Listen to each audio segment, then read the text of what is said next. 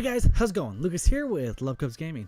We're back with a different video. It is the command block how-to, and if you've seen my most recent map, Crack the Loo, you'll know that when I hold a certain color block in my hand, basically I get a buff. So basically you'll see here, I'm holding this hardened clay in my hand, and it's turning this on, which basically allows you to do different things.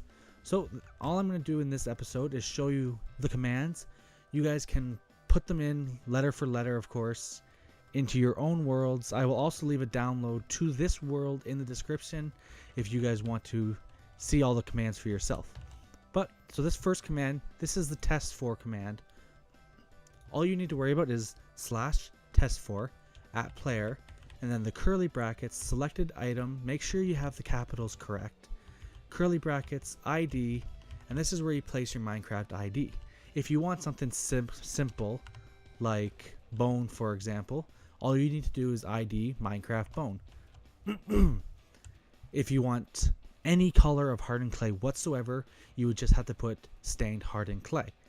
But if you want it to be a certain type of color, for example this is blue, then it needs to be, you have to put comma, damage with a capital D with 11S. The 11 is the different colors.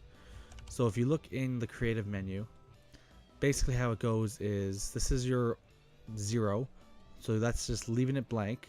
Then you have 1, 2, 3, 4, 5, 6, 7, 8, 9, 10, 11. So all these are numbered exactly how you would find them if you would place them into your world. So we're moving on to the next thing, add an effect. So once you've added test for the player holding a certain item, you can add an effect to that.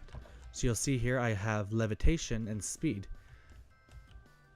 So basically all it is /effect at player, and then you have Minecraft levitation for 1 second, and it's ×5, so that is the strength of it. If you put true after it, it basically makes sure that there are no particle effects. You'll see over here I have no particle effects and I've got speed. But the difference with this one is it's an instant stop. So instead of waiting for it to kick off, it's actually a lot quicker. For example, I'll hold the bone. I'm still floating up. It's about 1 second still. It's probably exactly 1 second. And this is pretty much instant. So holding it, not holding it. It's a lot quicker. So basically all this is the same setup right here. So nothing's changed here. All I've done is added this in to an inverter, which is basically effect at player clear. So all you're doing is clearing all effects as soon as the item is taken out of the hand. So it's in the hand, notice this torch goes off, out of hand, torch goes on, and then it clears your effects. So this is very basic for one player only, and you can chain as many as you want. So I'll show you this little setup here. Basically it is the effect here with the instant off right here. So all I had to do was a comparator with a redstone repeater into the inverter, which then takes it off, and you just have to do this back and forth for as long as you want. So you can see here, oh, let go, boom, boom, boom. So I'm flying. So basically this is invisible, this is glow, and this guy here is fire resistance. So you'll see how I actually have the particle effects. And if you look here, I don't have the word true. And they can be annoying on screen like this. You see how there's particle effects flying around? But then these guys here also have that and that. But if I take this and put TRUE, true, now there's no more particle effects flying around. And if I look inside here, I still have fire resistance. So that is perfect. So this is the single player, no concerns whatsoever. But if you want to play with multiple people, there's a set of things you need to do so. So to start it off, if you want to do manual, then you just have to put this in to one command block, and you would push this button, and then you do this guy here. So this is your sidebar. You're going to display over here what your scoreboard will be.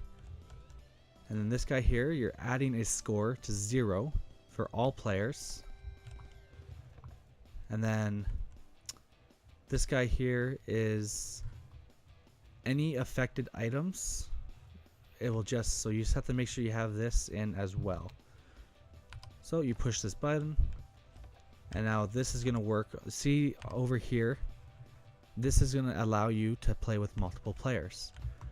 If you have a map, for instance, and you need this to reset every time there's new players, then you could hook up a button like this. All it's going to do is set a redstone block right here. Like this. So it resets it all automatically just by a push of a button. You can have this hooked up to a starting chest, a start button, whatever you want it to be. The only difference is it needs to be in this order with redstone. So I'll let you see that quickly. And then you start off with this one, scoreboard objectives, remove player. So you need to remove this whole thing to start. Then you're going to add it again. Then you'll display it. Then you'll put it on screen. And then you can add it as you need it. And then this guy here, so when you set the redstone block here, I just have it basically setting air in this exact spot to basically get rid of it. Just like that. So you've got the scoreboard on the side now. What you need to do is a way to determine what player is what. So let me just get rid of all these quickly. So all this is doing, there's an item, a button, going around in a circle. This is just a redstone clock. You can use whatever design you want.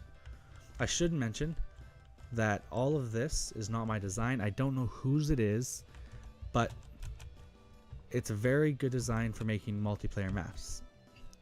So once you have this redstone clock going with a comparator and this redstone torch, you need to set every player that joins the game to a score of 1. So you got scoreboard, players, set, at all. And then you put a square bracket, score underscore player underscore min equals 0. So any players with score is 0, their score has to be changed to score underscore player equals 0. It adds 1. That's what that does. That's why I have a 1 over here. So if only one player works, or only one player is in the game, this still works. For example, you'll see my score, my player number is 1. So these are working for me, but nobody else. If I come back over here and a second player joins, it's going to change their score to 1. So then all of a sudden you've got 2 people with 1. So I'll show you this command first. So you're doing test for at all. So you're testing for any players whose score is 1. That's what this is doing. So if only one player, then only one redstone dust lights up.